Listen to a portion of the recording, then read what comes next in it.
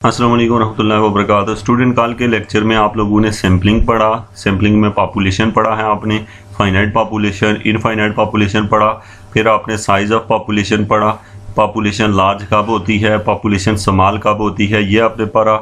जो एरर होता है वो क्या चीज़ होती है, स्टैटिस्टिक्स और पैरामीटर में क्या डिफरेंस है ये पढ़ा, वेरिएंस और स्टैंडर्ड डेविएशन के बारे में पढ़ा। और ये पॉइंट्स जो है मैं आपको बता रहा हूँ ये आपने कल पढ़े हैं और आज हम आगे शुरू करेंगे। उसके बाद सिंपल डिस्ट्रीब्यूशन ऑफ वेरिएंस आपने पढ़ा और फिर उसके बाद आप लोगों ने इसमें standard error of the sampling distribution पढ़ा है। और इसके साथ साथ आपने पढ़ा है कि जो रेसिप्रोकल होता है स्टैंडर्ड एरर का, उसको हम क्या कहते हैं, प्रीसेक्शन कहते हैं। और उसके बाद आपने स्टैटिकल हाइपोथेसिस पढ़ा। ये चीज़ें आपने पढ़ ली हैं, ये पॉइंट्स आपको क्लियर होने चाहिए, तभी जाके आपका आज का लेक्चर इसके ऊपर बेस करेगा। इसलिए प्रीवियस लेक्चर लाजमी देख लें अगर आपने नहीं देखा तो। सबसे पहले स्टूडेंट अब हम बात करने लगे हैं आज के लेक्चर के लिहाज से। हम बात करेंगे यहाँ पे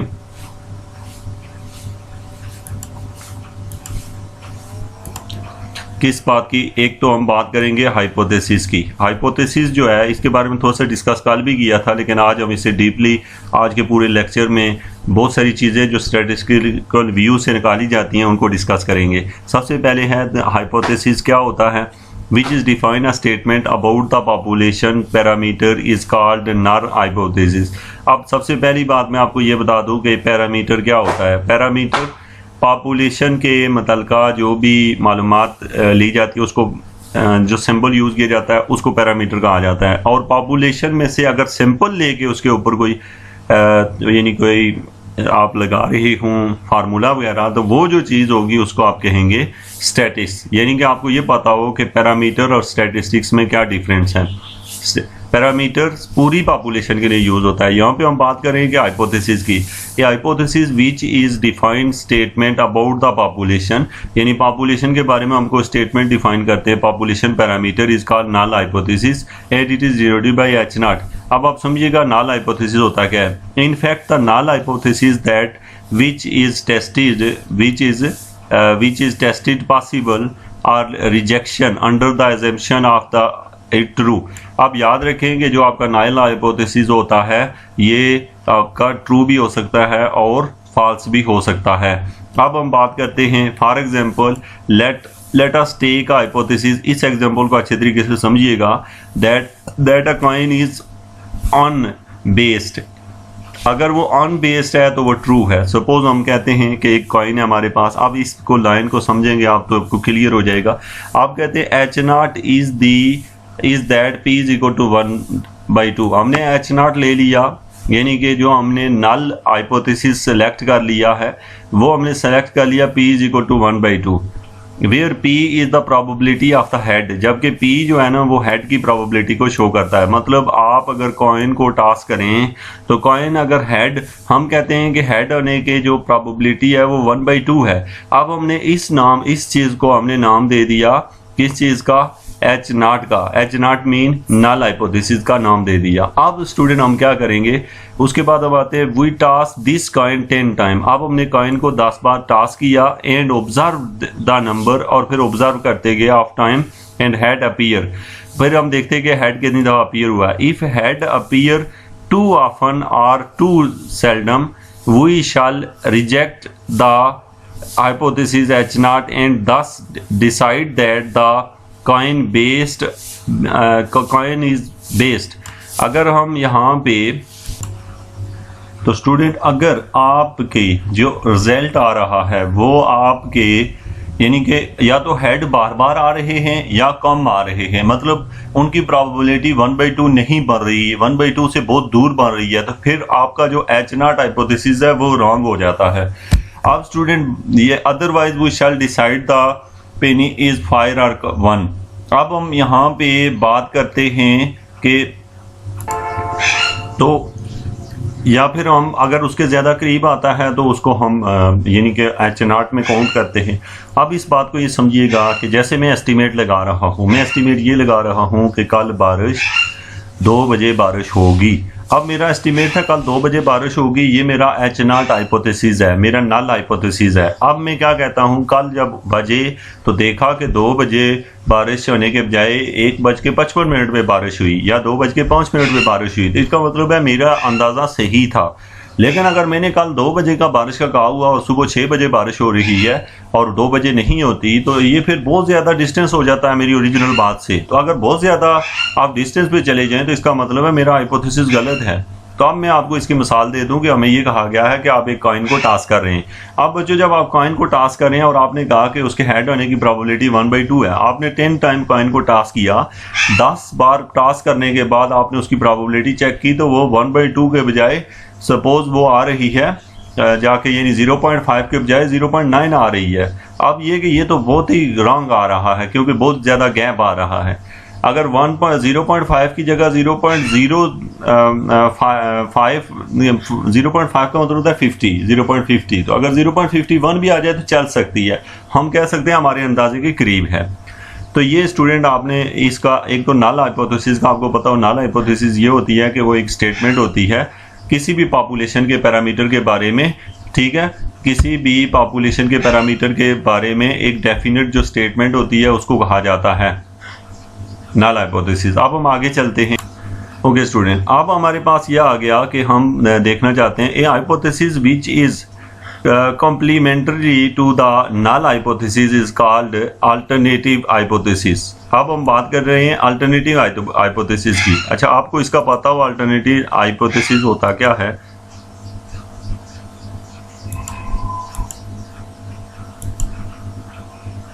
ओके,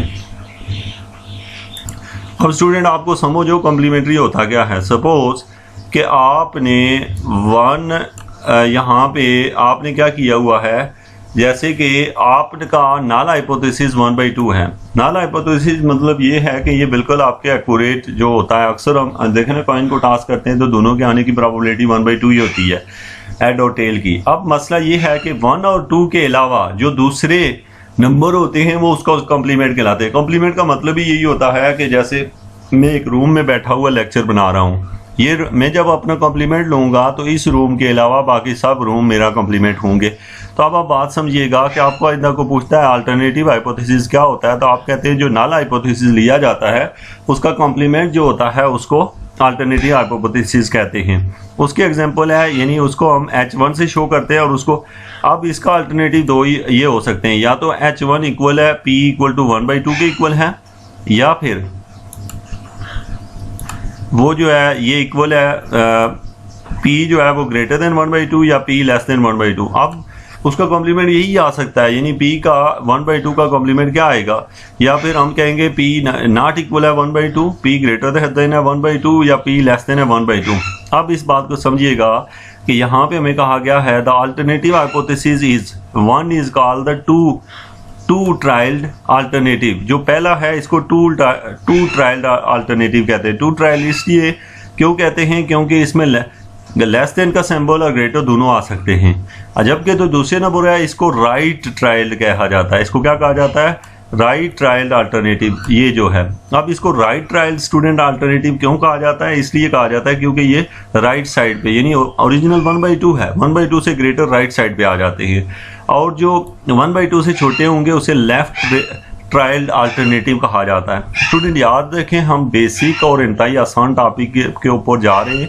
मतलब ये कि आपने इनको नोट कर लेना है कि ये क्या है। मीन यस में पॉइंट्स ऐसे होते हैं कि जिनमें से कुछ पॉइंट्स अगर स्टूडेंट के मिस हों तो आगे जाके स्टूडेंट चल नहीं सकता और वो ये समझता है कि ऑब्जेक्टिव नहीं कर पाता, बहुत सारे प्रॉब्लम जनरेट होते हैं बाद में जाके। तो वो इसके पे फोकस करें और एक एक पॉइंट को नोट करें।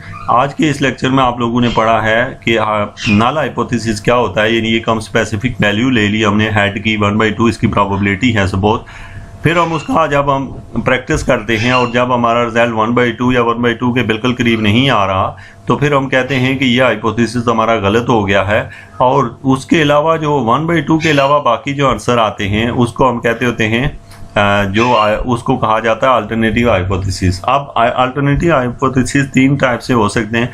नंबर 1 को हम कहते हैं टू टू ट्रायल्ड और दूसरे वाले को कहेंगे राइट ट्रायल्ड। राइट ट्रायल आप समझते हैं यानी जहाँ p ग्रेटर देन 1 होगा 1/2, और लेफ्ट ट्रायल वो है जिसमें p लेस देन 1/2 होगा।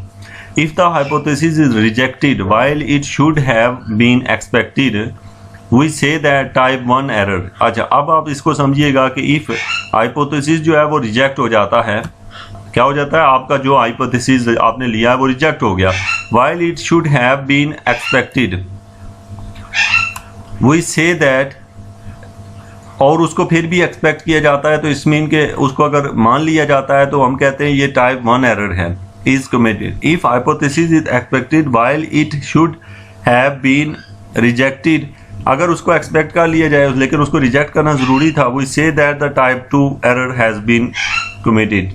अच्छा, अब यहाँ पे बड़ी खास बात है कि आपने क्या किया, हाइपोथेसिस को रिजेक्ट कर दिया जबकि उसको एक्सपेक्ट यानी कि एक्सेप्ट कर लेना चाहिए था, यानी कि उसको मान लेना चाहिए था, क्योंकि वो आपके रिजल्ट के बहुत करीब था, लेकिन आपने उसे रिजेक्ट कर दिया, तो हम कहते हैं ये टाइप 1 एरर है।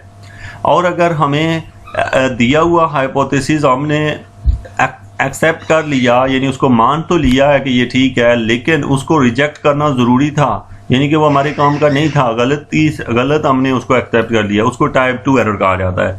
यानी कि आप मिस्टेक दो तरह की करते हैं, या तो आप ठीक चीज़ को, जैसे आजकल कोरोना के टेस्ट हो रहे हैं, अब एक बंदे में कोरोना जो है नहीं है, जब नहीं है तो बल्कि कोरोना है लेकिन आपने कहा नहीं है, तो आपने जो एरर किया है, वैसे उसमें कोरोना है लेकिन आपने कह दिया नहीं है, तो इसका मतलब है आपने टाइप 1 एरर किया है। और अगर आपने कहा कि कोरोना जो है वो है, यानी कि हाइपोथेसिस आपने कहा कोरोना है लेकिन हकीकत में नहीं है, तो ये टाइप 2 एरर है। तो इसका मतलब है इन दोनों में आपको फर्क पड़ता हो, टाइप 1 एरर और टाइप 2 एरर। आप स्टूडेंट और बड़ा ही इंपॉर्टेंट टॉपिक पढ़ने लगे हैं, तो ये टॉपिक जो है वो है level of significance and a critical reason. ये क्या होता है लेवल ऑफ सिग्निफिकेंस और क्रिटिकल रीजन? अब देखें, बात ये है कि कितने गलती हम करें तो हम उसको माफ़ कर सकते हैं। अब हमने अपॉइंटमेंट की है एक डॉक्टर की, और बंदा जो है वो बंदे को बीमारी का पता नहीं चला, तो फिर हम किस हद तक उसको माफ़ कर सकते हैं और किस हद तक उसे मतलब जो है वो रिजेक्ट कर सकते हैं। तो ये जो चीज़ है, इसके लिए हमें क्या करना है, level of significance and the critical reason को देखना ज़रूरी है। ये देखना इसलिए ज़रूरी है स्टूडेंट के, जैसे कि जो बंदा जैसे मैंने कहा कि कल 2 बजे बारिश होगी, तो अगर आपको 2 बजे बारिश हो रही है तो फिर तो आप तो बहुत ही एक्यूरेट हैं, लेकिन अगर 1:55 पे हो रही है और 2:05 के दरमियान में हो रही है, तो इसका मतलब है काफ़ी हद तक फिर भी ठीक कह रहे हैं। तो इसका मतलब है यानी जो चीज़ आपने कही उसके लेफ्ट राइट पे कितना एक करीब में आप, वो इसका मतलब है कि वो इसका एक लेवल ऑफ सिग्निफिकेंस है। अब इस पॉइंट को पूरे को समझिएगा, हम कैसे इसको मेजर करते हैं और इसका फ़ायदा क्या होता है, ये सारी चीज़ें हम यहाँ डिस्कस करने लगे हैं। द प्रोबेबिलिटी लेवल, अब देखिए probability level below which we reject the hypothesis is called the level of significance. अब यहाँ पे हम कहते हैं कि प्रोबेबिलिटी लेवल जो होता है below we reject the hypothesis, जिसके नीचे हम हाइपोथेसिस को रिजेक्ट करते हैं, is called the level of significance. उससे नीचे होता है level of a region in which the simple space where hypothesis is rejected is called the critical region और रीजन ऑफ रिजेक्शन। तो अब आपको बहुत सारे लफ्ज़ यहाँ से सीखने को मिले हैं कि आप कहते हैं कि region of simple space where the hypothesis is rejected. अब हमने हाइपोथेसिस को रिजेक्ट कर दिया, is called the critical region of और रीजन ऑफ रिजेक्शन। अब मैं इस बात को क्लियर करवा दूँ आपको। याद रखें कि आपने कहा कि 2 बजे बारिश आनी है। अब हमने कहा कि हमने एक लेवल सेट किया हुआ है, हमने कहा कि इस बंदे की बात मान लेंगे, अगर बारिश इसने 2 बजे का कहा हुआ है, 1 और 3 के दरमियान में किसी भी टाइम हुई, तो हम इसकी बात को एक्सेप्ट कर लेंगे। लेकिन अगर 1 और 3 के दरमियान बारिश ना हुई, तो इसका मतलब है इसकी बात को हम रिजेक्ट कर देंगे। तो इसका मतलब ये हुआ कि अगर आपकी कही हुई बात, यानी कि जो आपने टॉलरेंस रखी हुई है, यानी कि उसके अंदर जो बंदे ने बात कही है उसमें आपने एक गुंजाइश रखी है, अब गुंजाइश से ऊपर या गुंजाइश के नीचे वाला जो लेवल होगा उसको हम कहते हैं कि ये एक level of significance of critical reason है, यानी कि उससे नीचे जाके तो ये हमारे काम का नहीं है।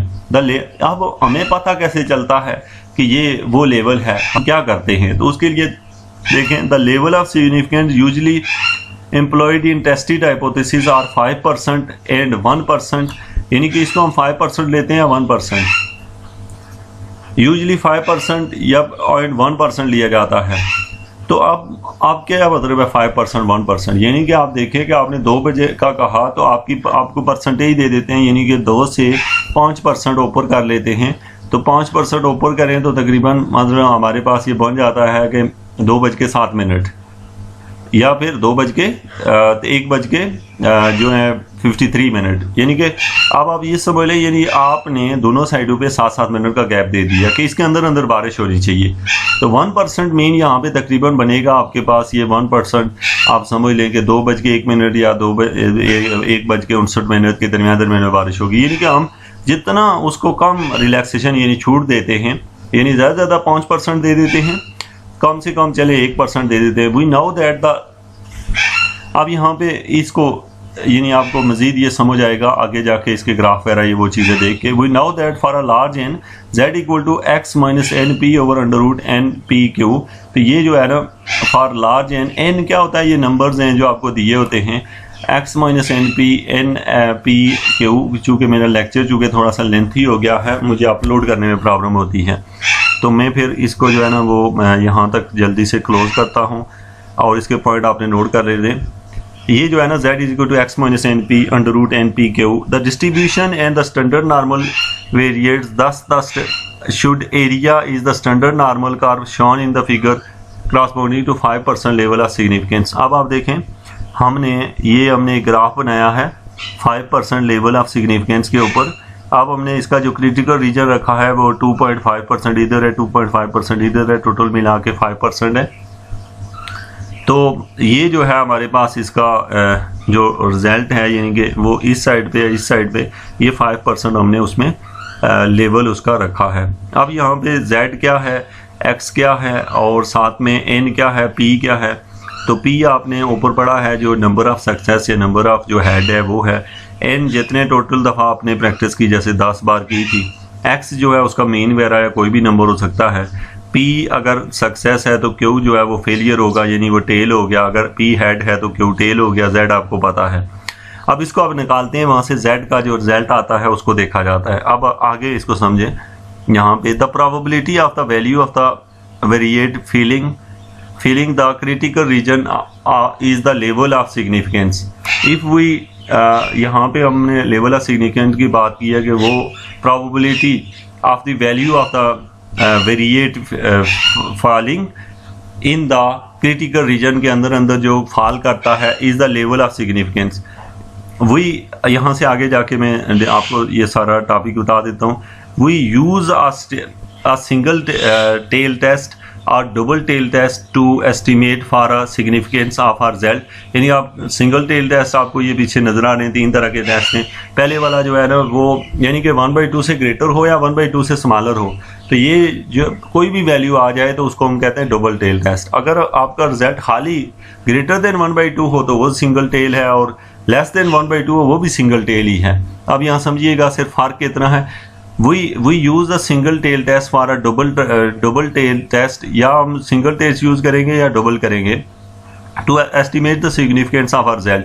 In a double tail test, the area of both the tail of the curve represent the sampling distribution are taken into account, whereas the single tail test only the area of the right of the ordinate is taken into account.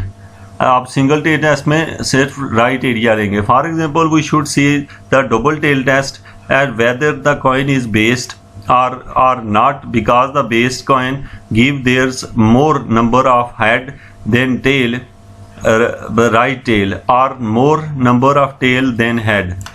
तो यहाँ पे हम ये कह रहे हैं कि हमारे पास देखें, आप डबल टेल टेस्ट करेंगे तो पहला आप सिंगल टेस्ट कर रहे हैं तो वो कह रहा है H1 ले ले, दूसरे वाला आप ले लें, ठीक है। अब दूसरे वाले को हम कहते हैं, एक होता है राइट ट्रेल, यानी कि जो पॉइंट नंबर 2 है यहाँ देख रहे हैं आप, इसको राइट ट्रेल कहा जाता है, और जो पॉइंट नंबर 3 है उसे लेफ्ट ट्रेल कहा जाता है। मैं इनकी बात कर रहा हूँ, ये जो 2 आप देख रहे हैं इनका आपको पता हो। अच्छा, अब यहाँ पे 2 चीज़ें होती हैं, एक कॉइन बेस करता है, एक नहीं करता, ये एक पॉइंट है, यहाँ से इसको क्लियर कर देता। Process which enable us to decide whether to accept or reject hypothesis is called the test of significance. यानी कि आपने किसी इसको एक्सपेक्ट करना है या नहीं करना, इसको कहते हैं टेस्ट ऑफ सिग्निफिकेंस, कि आपने उसके ऊपर टेस्ट करना है और उसको हम कहते हैं कि सिलेक्ट करना है, रिजेक्ट करना है, ये बेस करता है टेस्ट ऑफ सिग्निफिकेंस के। द प्रोसीजर यूजली, यहाँ पे हम इसको पढ़े, the procedure usually consist of in assuming accepting the hypothesis, जो भी अब तो उसमें एज्यूमिंग हम उसी को करते हैं, यानी हम इसी चीज़ को सपोज करते हैं कि हम उसको एक्सेप्ट करें, और as correct then calculating the probability of the getting to observe more exam sample extreme sample if this probability is less than certain pre-assigned values of the hypothesis is rejected, since sample with small probabilities should be rare and we assume that a rare event has not happened। तो rare event वो event होते हैं जिनके होने के chances कम होते हैं। बहरहाल ये कि आपको ये बताया जा रहा है कि आप जब यानी कि म्यू आप कैलकुलेट कर रहे हैं तो आप देख रहे हैं कि म्यू जब आप कैलकुलेट कर रहे हैं, फिगर 2 देखें आप, यानी कि 2.1 है, इस फिगर में म्यू आपको दिखाया गया है। म्यू का एक ख़ास लेवल है। आपने क्या करना है कि म्यू के लेफ़्ट साइड पे आप जाते रहेंगे, म्यू के आप इस साइड पे जब आएंगे, यानी कि इस साइड पे बढ़ते जाएं, यानी कि इधर आप आ रहे हैं। अब यहाँ से आस्ता आस्ता आप उधर बढ़ रहे हैं। अगर आप इसी रीजन के अंदर हैं तो फिर तो आप सेलेक्ट हैं, यानी इस रीजन के अंदर आप सेलेक्ट हैं। लेकिन अगर आप क्या करते हैं कि इस रीजन की तरफ पहुंच जाते हैं, मतलब ये कि आपका जो रिजल्ट है, जो आपकी प्रोबेबिलिटी है, वो अगर इसी के अंदर आ रही है, यानी इससे पीछे आ रही है, तो फिर तो वेल एंड गुड, वो आपको एक्सेप्टेबल है। लेकिन अगर इस रीजन के अंदर आ रही है तो हम पे डिपेंड करता है कि हम कितना उसको वो कर रहे हैं। हम कहेंगे कि ये उस रीजन से बाहर निकल रही है आस्ता आस्ता, यानी हमारी जो हिस्सा था जहाँ तक वो हम उसको एक्सेप्ट करते, तो वो हम नहीं कर रहेंगे क्योंकि वो उससे बाहर निकल चुका होगा। सेम ऐसे ही आप दूसरी साइड पे भी जा सकते हैं। तो एक साइड पे ही मतलब हम चेक कर लें तो इनफ होता है, क्योंकि हमें पता चल जाता है एक ही साइड से कि हम उससे दूर जा रहे हैं या उसकी तरफ आ रहे हैं। तो ये था स्टूडेंट आज का lecture. Thank you very much.